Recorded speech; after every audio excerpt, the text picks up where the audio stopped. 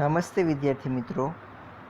ધોરણ 11 આર્ટ્સ અને કોમર્સના તમામ વિદ્યાર્થી મિત્રોનું આ વિડીયોની અંદર હું સ્વાગત કરું છું.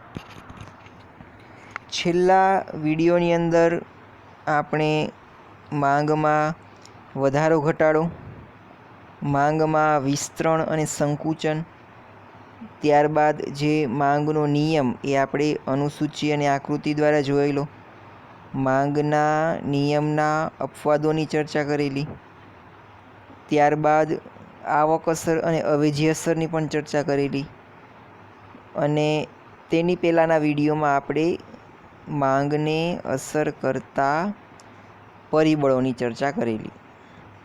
હવે આપણે આ વિડીયોમાં વ્યક્તિગત માંગ અને બજાર માંગ એવા બે ખ્યાલોની ચર્ચા આ વિડીયોમાં કરવાની છે.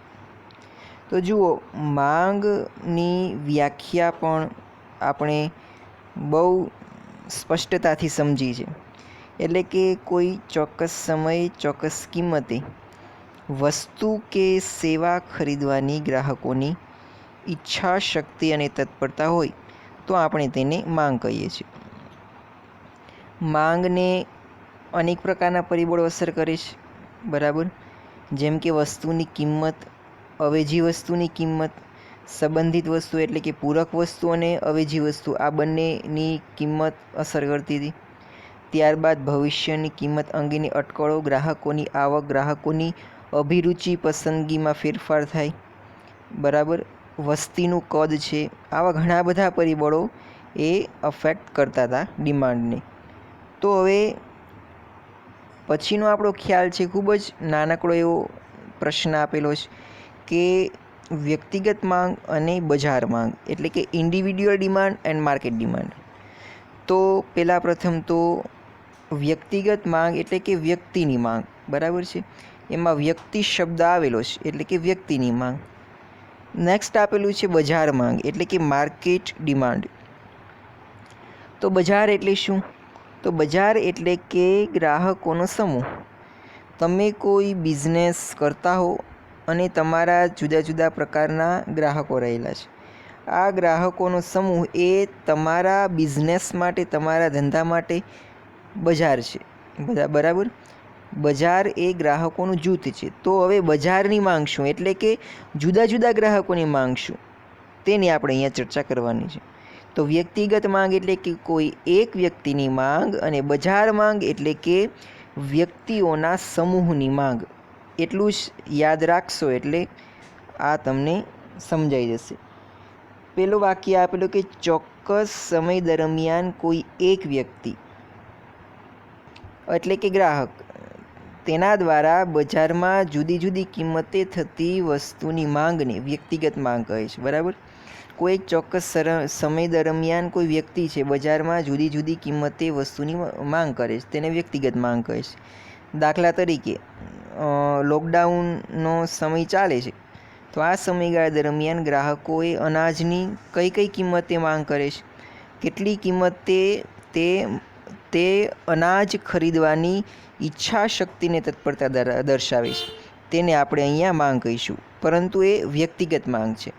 જ્યારે બજારમાં તમામ પ્રકારના ગ્રાહકો દ્વારા જુદી જુદી કિંમતે થતી વસ્તુની માંગના સરવાળાને બજાર માંગ કહે છે.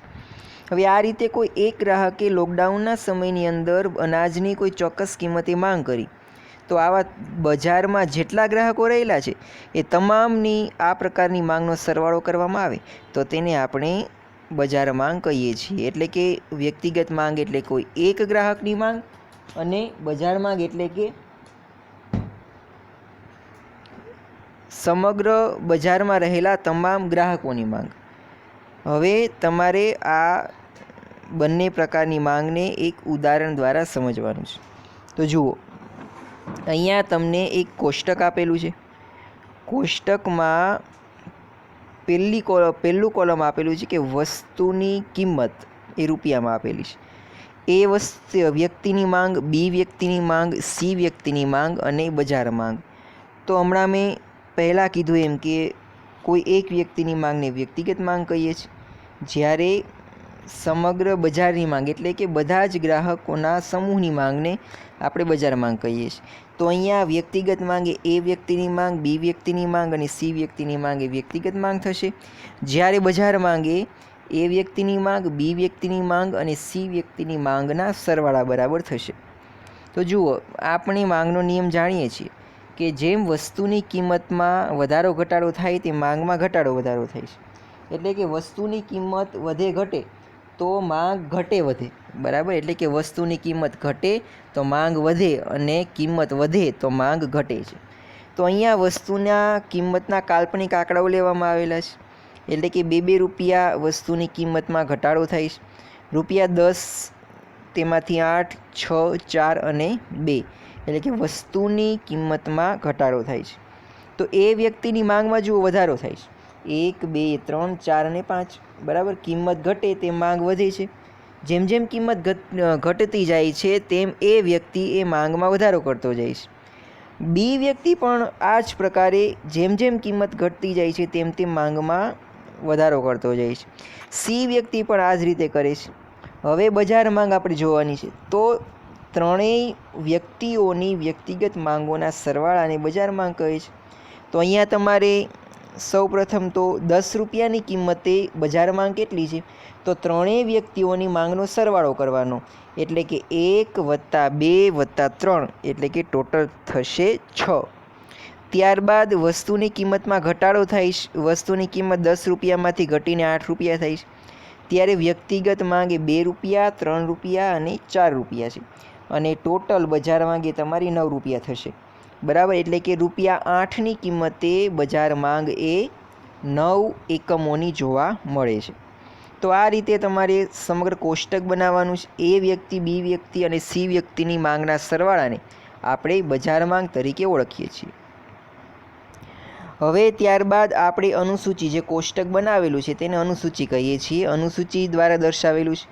ત્યારબાદ હવે આપણે વ્યક્તિગત માંગ અને બજાર માંગની આલેખપત્ર ઉપર આકૃતિ દ્વારા સમજીશું. તો જો અહીંયા એ વ્યક્તિની માંગ રેખા આપી છે. જે રીતે તમે જાણો છો કે અર્થશાસ્ત્રની અંદર આકૃતિ અને આલેખનું ખૂબ જ મહત્ત્વ છે. તેના દ્વારા વિશ્લેષણ કરવામાં આવે છે. તો અહીંયા અનુસૂચિ પરથી આકૃતિ દોરવામાં આવી છે. એટલે કે વસ્તુની કિંમત એ વાય ધરી ઉપર અને એક્સ ધરી ઉપર વસ્તુની માંગ દર્શાવવામાં આવી છે. જેવી રીતે તમે આકૃતિમાં જોઈ શકો છો કે જ્યારે વસ્તુની કિંમત 10 રૂપિયા હોય છે, બરાબર, ત્યારે તેની માંગ 1 એકમની, વ્યક્તિ એને ધ્યાનમાં રાખીને આકૃતિ દોરવાની છે, ત્યારે તેની માંગ 1 એકમની હોય છે. એટલે કે એ બિંદુ ઉપર અહીંયા તે બંનેને છેદે છે. ત્યારબાદ કિંમતમાં ઘટાડો એટલે કે 8 રૂપિયા થાય ત્યારે માંગ 2 એકમ હોય છે, માંગમાં વધારો થાય છે. આ રીતે તમામ બિંદુઓને આલેખપત્ર પર દર્શાવીને તેને જોડતા આપણને એ વ્યક્તિની માંગ રેખા જોવા મળશે. આ જ રીતે તમારે બી વ્યક્તિની પણ માંગ રેખા લખવાની છે, બરાબર. બી વ્યક્તિની માંગ રેખા પણ આ જ પ્રકારની થશે. અને એ જ રીતે તમારે સી વ્યક્તિની માંગ રેખા દર્શાવવાની છે.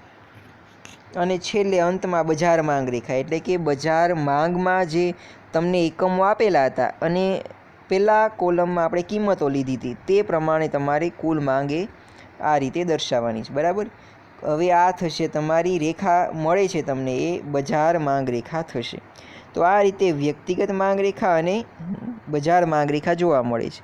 આના ઉપરથી તમે એક સામાન્ય તારણ એવું કાઢી શકો છો કે માંગની રેખાનો ઢાળ એ હંમેશા ઋણ હોય છે. તમામ આકૃતિઓમાં તમે જુઓ, માંગ રેખાનો ઢાળ એ ડાબી બાજુથી જમણી બાજુ તરફ, ઉપરથી નીચે તરફ ગતિ કરતો માંગ રેખાનો ઢાળ જોવા મળે છે. ધેટ મીન્સ કે માંગ રેખાનો ઢાળ એ હંમેશા ઋણ ઢાળ હોય છે. માંગ રેખા એ હંમેશા ઋણ ઢાળવાળી માંગ રેખા હોય છે. આ જે મેં તમને સમજૂતી આપી છે એ તમને અહીંયા નીચે શબ્દોમાં રજૂ કરેલ છે. છેલ્લા પેરેગ્રાફમાં મેં તમને ઋણ ઢાળવાળી માંગ રેખાની જે ચર્ચા કરી છે એ પણ અહીંયા તમને દર્શાવેલ છે. હવે આપણે આના વિશે વધારે ચર્ચા ન કરતાં આપણા ત્યારબાદના મુદ્દામાં આવીએ, એટલે કે ઇલાસ્ટિસિટી ઓફ ડિમાન્ડ એટલે કે માંગની સાપેક્ષતા અને પ્રાઇસ ઇલાસ્ટિસિટી ઓફ ડિમાન્ડ એટલે કે માંગની મૂલ્ય સાપેક્ષતા. તો ફર્સ્ટ માંગની સાપેક્ષતા એટલે શું અને એમાં પણ સાપેક્ષતા એટલે શું? બરાબર, એટલે કે ઇલાસ્ટિસિટી. તો સૌપ્રથમ તો સાપેક્ષતા શબ્દ છે આંકડાશાસ્ત્રનો શબ્દ છે. અર્થશાસ્ત્ર અને આંકડાશાસ્ત્ર એ બંને શાસ્ત્રો એકાબીજા સાથે ગાઢ રીતે સંકળાયેલા છે. અર્થશાસ્ત્રમાં આંકડાશાસ્ત્ર એ એક લેબોરેટરી તરીકે કામ કરે છે. અર્થશાસ્ત્રના અભ્યાસોમાં જ્યારે જ્યારે જરૂર પડે ત્યારે આંકડાશાસ્ત્રનો ઉપયોગ કરીને અભ્યાસ કરવામાં આવે છે. જેમ કે આલેખ અને આકૃતિ તમે જુઓ છો તો આલેખ અને આકૃતિ આંકડાશાસ્ત્ર છે. આંકડાશાસ્ત્રમાં તમારે આલેખ અને આકૃતિ ભણવાનું આવે છે. તો અહીંયા આલેખ અને આકૃતિનો આંકડાશાસ્ત્રનો આપણે અર્થશાસ્ત્રમાં ઉપયોગ કરીએ છીએ. બરાબર, એની જેમ માંગણી મૂલ્ય સાપેક્ષતા એ પણ આંકડાશાસ્ત્રનો એક અભ્યાસ છે. બરાબર, તેમાં અર્થશાસ્ત્રમાં માંગણી મૂલ્ય સાપેક્ષતા માટે આંકડાશાસ્ત્રનો અભ્યાસ કરવામાં આવે છે. તો અહીંયા થોડું એવું તમને આંકડાશાસ્ત્રનું જ્ઞાન હોવું જરૂરી છે. તેના માટે બહુ ટેન્શન લેવાની જરૂર નથી. સાપેક્ષતા શબ્દ એ તમે સામાન્ય રીતે સાંભળેલો હશે. સાપેક્ષતા એટલે કે અન્યની સાપેક્ષમાં, અને અહીંયા એ આપણે એક પ્રકારનો આંક લેવાનો છે. તો જુઓ, માંગની સાપેક્ષતા એટલે શું? માંગના સંદર્ભમાં સાપેક્ષતા એટલે શું? તો આપણે જોઈએ છીએ કે માંગને ઘણા બધા ફેક્ટર્સ અફેક્ટ કરે છે. ફેક્ટર્સ અફેક્ટિંગ ઓફ ડિમાન્ડ, જે આપણે અગાઉ જોયા છે, માંગને અસર કરતા પરિબળો. તો માંગને ઘણા બધા પરિબળો અસર કરે છે. વસ્તુની કિંમત, ગ્રાહકોની રસ, રુચિ, અભિરુચિ, ટેવ, ફેશન, અવેજી વસ્તુની કિંમત, પૂરક વસ્તુની કિંમત. બરાબર, ત્યારબાદ ભવિષ્યની કિંમત અંગેના અટકળો, વસ્તીનું પરિબળ. આવા host of factors that affects demand. તો હવે આ જુદા જુદા પરિબળોમાં ફેરફાર થાય. માંગને અસર કરતા પરિબળો એટલે શું? કે એ ફેક્ટર્સની અંદર જે કાંઈ ફેરફાર થાય છે તેને કારણે માંગમાં ફેરફાર થાય છે. બરાબર, તો હવે માંગની સાપેક્ષતા એટલે શું? કે આ પરિબળોમાં ફેરફાર થાય છે. બરાબર, એટલે કે વસ્તુની કિંમતમાં, ગ્રાહકોની આવકમાં, ગ્રાહકોની રસ, રુચિ, અભિરુચિ, ટેવ, ફેશનમાં, અવેજી વસ્તુની કિંમતમાં, પૂરક વસ્તુની કિંમતમાં, ભવિષ્યના કિંમત અંગેના વલણોમાં અને વસ્તીમાં. આ પરિબળોમાં જે કાંઈ ફેરફાર થાય છે તે માંગ ઉપર કેટલા પ્રમાણમાં ફેરફાર લાવે છે તે જાણવા માટે માંગની સાપેક્ષતામાં આપણે અભ્યાસ કરવો પડે છે. બરાબર, એટલે કે જુઓ, તમે એમ કહો છો કે ભારતની અંદર સરેરાશ એ 50 ઇંચ જેટલો વરસાદ આવે. બરાબર, તો ઘઉંના ઉત્પાદનમાં 100 મણ જેટલો વધારો થાય છે. તો તમે આંકડા દ્વારા દર્શાવેલું. હવે જુઓ, તમે સંબંધ ડાયરેક્ટ દર્શાવી શકો, એટલે કે વરસાદ પડે તો પાક પાકે છે. બરાબર છે, એવું તમે જણાવો કે વરસાદ પડશે તો પાકનું ઉત્પાદન થશે, પાક છે એ પાકશે. પરંતુ તમે એવું જ્યારે જણાવો કે આટલો વરસાદ થશે ત્યારે આટલો પાક પાકશે. બરાબર, તો તમે તેને સાપેક્ષતા તરીકે ઓળખો છો, એટલે કે અન્ય કોઈ પરિબળની સાપેક્ષતા. અહીંયા માંગની દર્શાવી છે, એટલે કે ગ્રાહકોની આવકમાં કેટલો ફેરફાર થાય તો માંગમાં આટલો ફેરફાર થાય છે. વસ્તુની કિંમતમાં ફેરફાર થાય તો માંગમાં કેટલો ફેરફાર થાય છે એ તમારે અહીંયા ચર્ચા કરવાની છે. બરાબર, હવે જો મેં તમને આની પહેલાં ફિલ્મની ટિકિટની વાત કરી હતી. બરાબર, કે જેમ કિંમતમાં ઘટાડો થશે તેમ તમે વધારે પિક્ચરની માંગ કરશો. હવે 10 રૂપિયામાં તમે એવું વિચારો, કલ્પના કરો ખાલી કે 10 રૂપિયામાં ફિલ્મની ટિકિટ જો મળતી હોય તો તમે કેટલા પિક્ચર જુઓ? તો તમારી પાસે બજેટ હોય એટલા. હવે તમારી પાસે 100 રૂપિયાનું બજેટ હોય તો તમે 10 ફિલ્મ જોશો. હવે માનો કે કિંમતમાં વધારો થાય છે, કે 20 રૂપિયા કિંમત થાય છે, તો તમે 5 ફિલ્મ જોશો. બરાબર, પહેલાં તમે 10 જોતા હતા તો તમે ફિલ્મની સંખ્યામાં ઘટાડો કર્યો, એટલે કે માંગમાં ઘટાડો કર્યો. બરાબર, તો આ તમે સંખ્યામાં દર્શાવેલું કે જો ટિકિટની કિંમતમાં 10 રૂપિયાનો વધારો થાય, એટલે કે પહેલાં કિંમત 10 રૂપિયા હતી એમાં 20 રૂપિયા થઈ, એટલે કે કિંમતમાં ટિકિટની કિંમતમાં 10 રૂપિયાનો વધારો થયો, ત્યારે ટિકિટની એટલે કે ફિલ્મ જોવાની માંગમાં પણ શું થયું? ઘટાડો થયો. કિંમતમાં વધારો થાય ત્યારે માંગમાં ઘટાડો થાય છે. આ પરિબળ કિંમત દ્વારા દર્શાવવામાં આવે, એટલે કે કિંમતમાં કેટલો વધારો ઘટાડો થાય ત્યારે માંગમાં ઘટાડો વધારો થાય છે. તેની ચર્ચા આપણે અહીંયા માંગની મૂલ્ય સાપેક્ષતામાં કરવાની છે. બરાબર, તો આ પ્રકારના પરિબળને આપણે માંગની સાપેક્ષતા કહીએ છીએ. હવે પ્રાઇસ ઇલાસ્ટિસિટી ઓફ ડિમાન્ડ એટલે કે માંગની મૂલ્ય સાપેક્ષતા એટલે શું? તો માંગની મૂલ્ય સાપેક્ષતા એટલે કે કિંમતની સાપેક્ષમાં કે કિંમતમાં કેવા ફેરફાર થાય તો માંગમાં ફેરફાર થાય એને આપણે માંગની મૂલ્ય સાપેક્ષતા કહીએ છીએ, બરાબર. એટલે કે વસ્તુ કે સેવાની કિંમતમાં વધારો ઘટાડો થાય તો માંગમાં કેટલો ઘટાડો વધારો થાય છે તેની ચર્ચા કરવા માટે આપણે માંગની મૂલ્ય સાપેક્ષતાનો અભ્યાસ કરીએ છીએ અને તેને માંગની મૂલ્ય સાપેક્ષતા કહે છે. અહીંયા તમને આપેલું છે કે માંગના નિયમ પ્રમાણે અન્ય પરિબળો યથાવત રહેતા કિંમતમાં ઘટાડા થતાં માંગ વિસ્તરણ થાય છે, કિંમતમાં વધારો થતાં માંગ સંકોચન થાય છે. આમ કિંમત અને માંગ વચ્ચે વ્યસ્ત સંબંધ છે તેવું માંગનો નિયમ સમજાવે છે, બરાબર. આ માંગના નિયમની સામાન્ય ચર્ચા કરીએ, એટલે કે કિંમતમાં વધારો ઘટાડો થાય તો માંગમાં ઘટાડો વધારો થાય છે, એટલે કે વિસ્તરણ સંકુચન થાય છે. આવો એક નિયમ છે. પરંતુ કિંમતમાં થતા ફેરફારોની વસ્તુની માંગમાં કેટલા ફેરફાર લાવશે તે સમજૂતી માંગનો નિયમ આપતો નથી. એટલે કે વસ્તુની કેટલી કિંમત ઘટે ત્યારે માંગમાં આટલો વધારો થાય છે, બરાબર છે, એ તમારે જોવાનું છે. હવે જુઓ, એક સામાન્ય ઉદાહરણ દ્વારા તમને સમજાવું તો જુઓ, ઘણા લોકો એમ કહેતા હોય છે કે તે પોતે કોઈ એક સ્કૂલમાં ભણે ત્યારે તેનું પરિણામ સારું હતું, બીજી સ્કૂલમાં તેણે એડમિશન લીધું ત્યારબાદ તેના રિઝલ્ટમાં ખરાબ બન્યું છે, રિઝલ્ટ ટૂંકમાં સારું આવ્યું નથી. તો આપણે તેમ કહી દીધું કે ભાઈ એને રિઝલ્ટ એ સ્કૂલમાં સારું નથી. પણ જો એમ કહેવામાં આવે કે એ વ્યક્તિ જ્યારે પહેલી સ્કૂલમાં હતો ત્યારે તેને 70% આવ્યા હતા, આ સ્કૂલમાં આવ્યો ત્યારે તેને 50% આવેલા, આ તમે કિંમત દ્વારા દર્શાવેલું, તો અહીંયા તમે સાપેક્ષતાનો ઉપયોગ કરેલો. અહીંયા તમારે માંગની સાપેક્ષતાની વાત કરવાની છે. એટલે કે વસ્તુની કિંમતમાં જે ફેરફાર થાય તે માંગમાં કેવા પ્રકારનો ફેરફાર લાવે છે તેનો અભ્યાસ આપણે અહીંયા કરવાનો છે, બરાબર. હવે આપણે માંગની મૂલ્ય સાપેક્ષતાનો અર્થ જોયો, બરાબર. એટલે કે વસ્તુની કિંમતમાં થયેલા ફેરફારને પરિણામે વસ્તુની માંગમાં જે ફેરફાર થાય છે તે અંગેની સમજૂતી માંગની મૂલ્ય સાપેક્ષતા આપે છે. હવે માંગની મૂલ્ય સાપેક્ષતાનો સામાન્ય અર્થ આપેલો છે, બરાબર. એટલે કે માંગની મૂલ્ય સાપેક્ષતા કોને કહે છે? તો સૂત્ર સ્વરૂપે માંગની મૂલ્ય સાપેક્ષતાને નીચે પ્રમાણે દર્શાવી છે કે માંગની મૂલ્ય સાપેક્ષતા એ કોઈ પણ વસ્તુની કિંમત અને માંગ વચ્ચેના પ્રમાણાત્મક સંબંધને દર્શાવે છે, જેને ઉદાહરણની મદદ વડે સૂત્ર દ્વારા આપણે સમજીએ. તો જુઓ, અહીંયા આપેલું છે કે માંગની મૂલ્ય સાપેક્ષતા બરાબર માંગમાં થયેલો ટકાવારી ફેરફાર છેદમાં કિંમતમાં થયેલો ટકાવારી ફેરફાર, બરાબર. એટલે કે માંગમાં કેટલો ફેરફાર થયો છે અને કિંમતમાં કેટલો ફેરફાર થયો છે તે અંગેનો આપણે અહીંયા અભ્યાસ કરવાનો છે. તો અહીંયા તમને એક ઉદાહરણ આપેલું છે. હવે જુઓ, એક્સ વસ્તુની કિંમત અને વાય વસ્તુની, અહીંયા આપણે એક્સ વસ્તુ આપણે ઉદાહરણ તરીકે લઈએ છીએ. તો જુઓ, દાખલા તરીકે એક્સ નામની વસ્તુની કિંમતમાં 1%નો ઘટાડો થતાં માંગમાં 5%નો વધારો થાય છે, બરાબર. એટલે કે કિંમત 1 રૂપિયો ઘટે ને તો માંગ 5 એકમો વધી જાય છે, બરાબર. તો અહીંયા જુઓ, સૂત્ર દ્વારા દર્શાવેલું, તો સૂત્રમાં કિંમત આપી છે. તો જુઓ, માંગમાં ટકાવારી ફેરફાર, તો આ ઉદાહરણમાં માંગમાં ટકાવારી ફેરફાર એ 5 એકમોનો છે, એટલે કે 5%નો. તો ઉપર આપણે અંશમાં 5 લખશું અને છેદમાં આપેલું છે કિંમતમાં ટકાવારી ફેરફાર, એટલે અહીંયા કિંમતમાં 1%નો ફેરફાર થયો છે, તો છેદમાં આપણે 1 લખશું, એટલે કે 5/1, એટલે તમારો આન્સર આવશે 5. એટલે કે માંગની મૂલ્ય સાપેક્ષતા 5 થશે. હવે અહીંયા પાઠ્યપુસ્તકમાં એ થોડી પ્રિન્ટ મિસ્ટેક થઈ લાગે છે, કારણ કે 0/10 અહીંયા આપેલા, પરંતુ તમારે આન્સર પાછો તો નહીં આવે, પાઠ્યપુસ્તકની રીતે ચાલશો ને તો.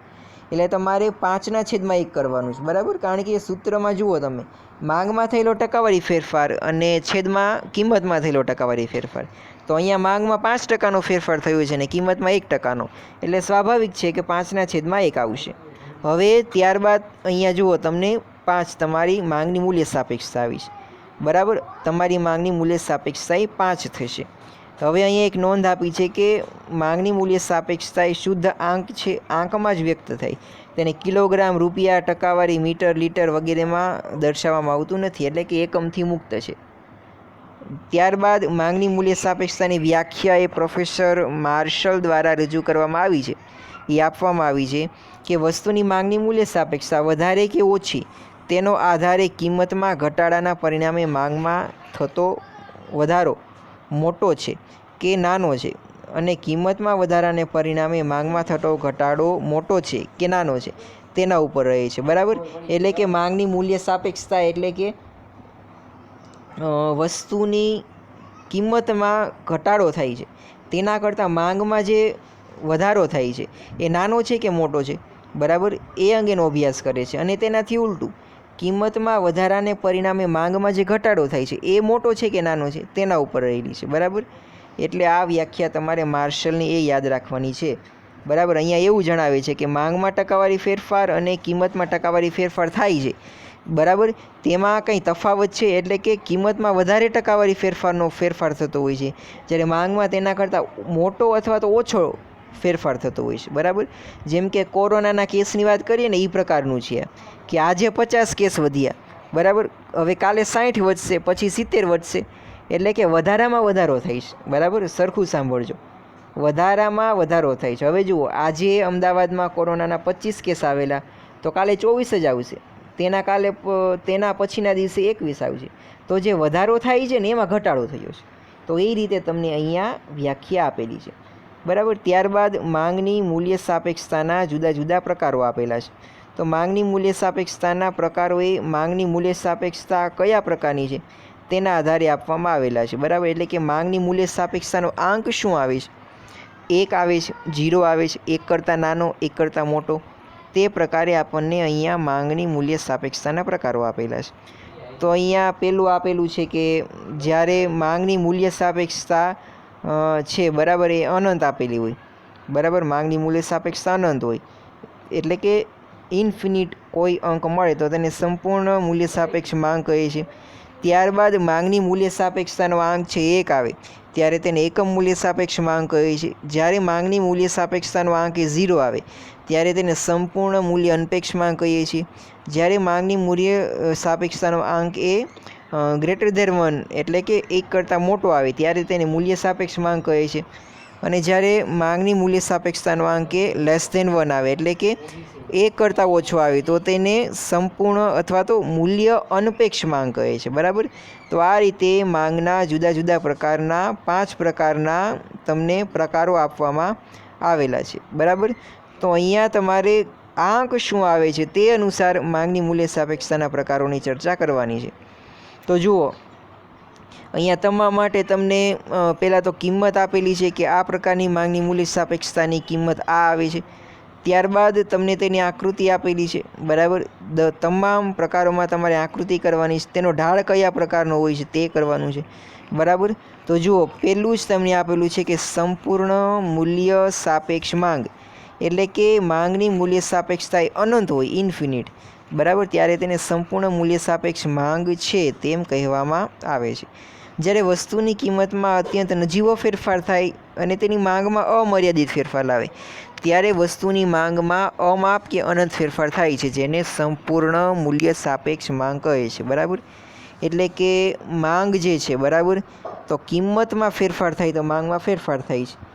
હવે જ્યારે કિંમતમાં ખૂબ જ નજીવો ફેરફાર થાય એટલે કે હાલનીમાં નોર્મલ પ્રમાણમાં ઓછો ફેરફાર થાય પરંતુ માંગમાં અમર્યાદિત ફેરફાર થાય, બરાબર. જેમ કે મેં તમને ટિકિટની વાત કરી હતી, તો હવે જુઓ, ટિકિટની કિંમતમાં 1 રૂપિયાનો કે 2 રૂપિયાનો ફેરફાર થાય અને તમે વધારે પ્રમાણમાં ફિલ્મ જોવાની માંગ કરો તો તેને શું કહે છે? તો કે તેને તમે સંપૂર્ણ મૂલ્ય અનપેક્ષ માંગ તરીકે ઓળખો છો, બરાબર. હવે આ પ્રકારની પરિસ્થિતિ વાસ્તવમાં જોવા મળતી નથી. આપણે માંગમાં ફેરફાર ક્યારે કરીએ? તમે સ્વાભાવિક રીતે વિચારો તો જ્યારે કિંમતમાં ખૂબ જ મોટો તફાવત પડે ને ત્યારે તમે ફેરફાર કરો.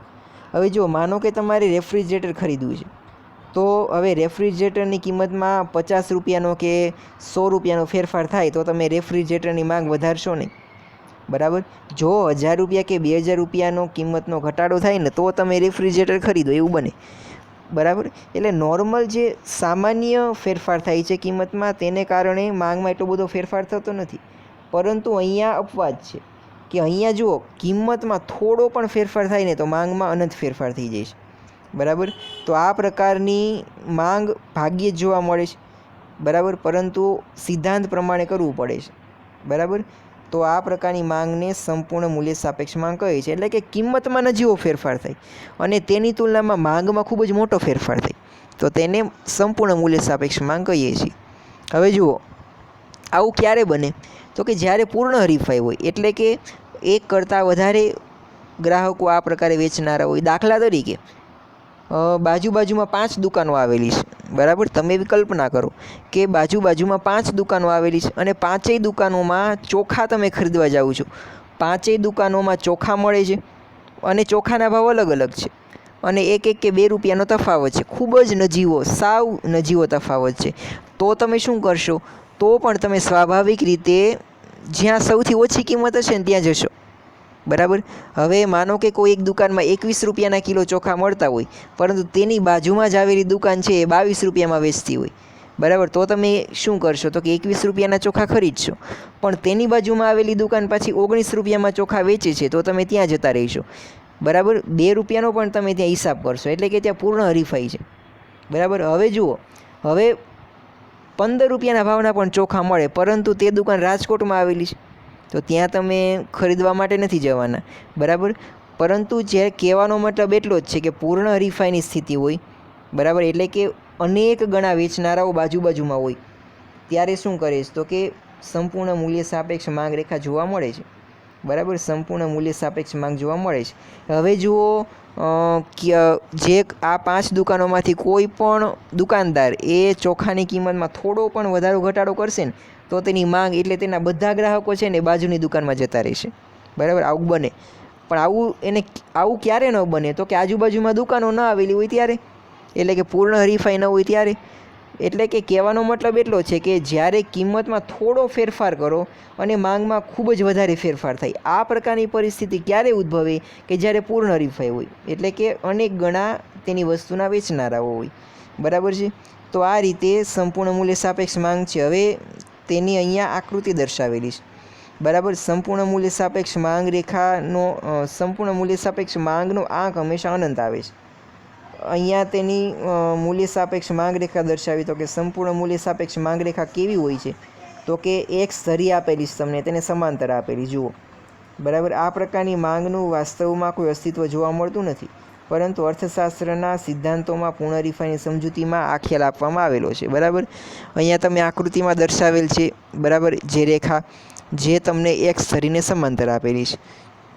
હવે જુઓ, વસ્તુની કિંમત અહીંયા સ્થિર છે, ડીડી રેખા માંગ રેખા છે, તો વસ્તુની કિંમત ઓડી જેટલી છે, બરાબર. તેની માંગ જો અનંત થઈ જાય છે, તો આ પ્રકારની માંગ રેખા જોવા મળે છે. તો આ હતી તમારી સંપૂર્ણ મૂલ્ય સાપેક્ષ માંગ.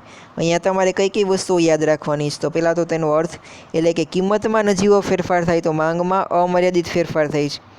ત્યારબાદ તેનો આંક, એટલે કે તેનો આંક હંમેશા અનંત હોય છે. સંપૂર્ણ મૂલ્ય સાપેક્ષ માંગ રેખાનો આંક એ અનંત હોય છે. ત્યારબાદ તેમાં તેની રેખા આપેલી છે, તો સંપૂર્ણ મૂલ્ય સાપેક્ષ માંગ રેખા હંમેશા એક ધરીને સમાંતર આવેલી હોય છે. આ 3 વસ્તુઓ તમારે યાદ રાખવાની છે, બરાબર. ત્યારબાદ હવે આપણે બીજા પ્રકારની ચર્ચા કરીએ. તો બીજો પ્રકાર તમને આપેલો છે, બરાબર. એ હવે જુઓ, અહીંયા તમને ઘણા બધા પ્રકારની માંગ રેખા આપેલી છે, ટોટલ 5 પ્રકારની. તો આજે આપણે એક પ્રકાર કર્યો. હવે ત્યારબાદના લેક્ચરમાં આપણે બાકીના જે માંગની મૂલ્ય સાપેક્ષતાના પ્રકારો છે તેની ચર્ચા કરવાની છે, બરાબર. હવે તમારે એમાં એટલી વાત યાદ રાખવાની છે કે સંપૂર્ણ મૂલ્ય સાપેક્ષ માંગ રેખા, એમાં આપણે એ જોયું કે આંક કેટલો છે, તો અનંત. રેખા કેવી છે? તો કે એક ધરીને સમાંતર, અને તેનો અર્થ. 3 વસ્તુઓ. તો હવે જુઓ, આની પછીનો જે પ્રકાર છે ને એમાં તમારે એ જ વસ્તુ યાદ રાખવાની. તેનો આંક કેવો છે? તો કે 0. તેની રેખા કેવી છે? તો કે વાય ધરીને સમાંતર, અને તેનો અર્થ, બરાબર. આ રીતે તમારે બધા જ પ્રકારોમાં આ રીતે તમારે સમજૂતી મેળવવાની છે, બરાબર. ત્યારબાદ માંગની આવક સાપેક્ષતા આવે છે અને ત્યારબાદ આ યુનિટ પૂરું થાય છે. તો જુઓ, સ્વાધ્યાયમાં તમને ઘણા બધા પ્રશ્નો આપેલા છે, એમાંથી જે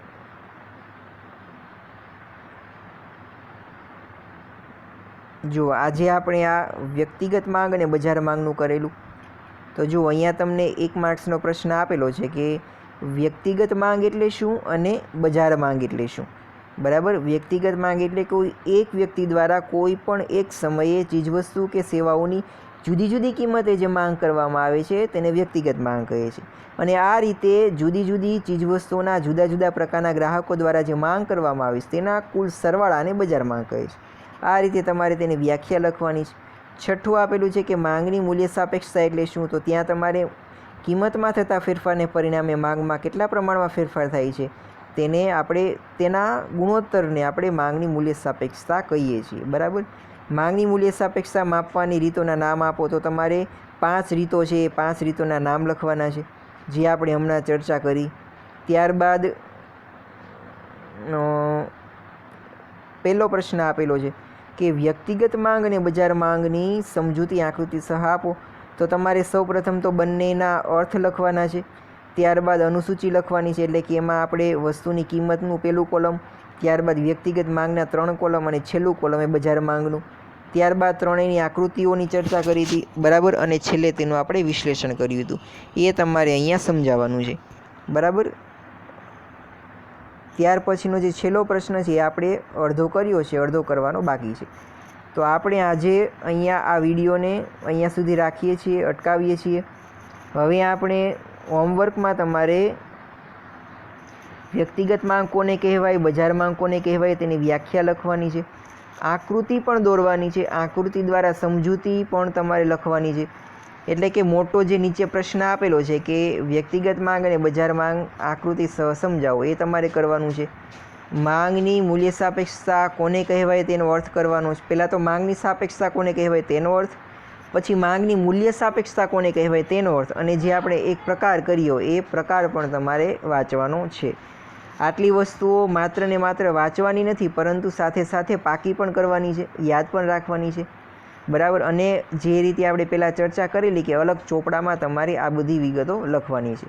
તો આપણે અહીંયા આ વિડીયોને અટકાવીએ છીએ અને હોમવર્કમાં તમારે વ્યક્તિગત માંગ અને બજાર માંગને આકૃતિ સહ સમજાવવાનું છે.